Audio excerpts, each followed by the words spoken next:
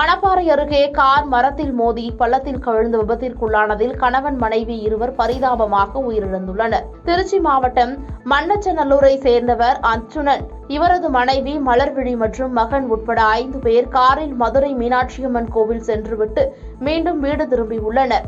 மதுரை திருச்சி தேசிய நெடுஞ்சாலையில் மணப்பாறையை அடுத்த துவரங்குறிச்சி முருகன் பாலம் அருகே சென்று கொண்டிருந்த போது கட்டுப்பாட்டை இழந்த கார் சாலையோர பள்ளத்தில் இறங்கி மரத்தில் மோதி கவிழ்ந்து விபத்திற்குள்ளானது.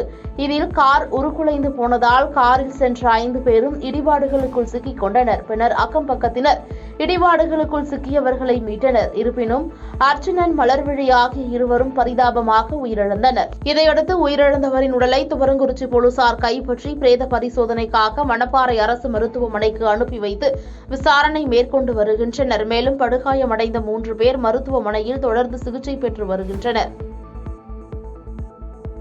பாதகம் செய்பவரை கண்டால் நாம் பயங்கொள்ளலாகாது பாப்பா.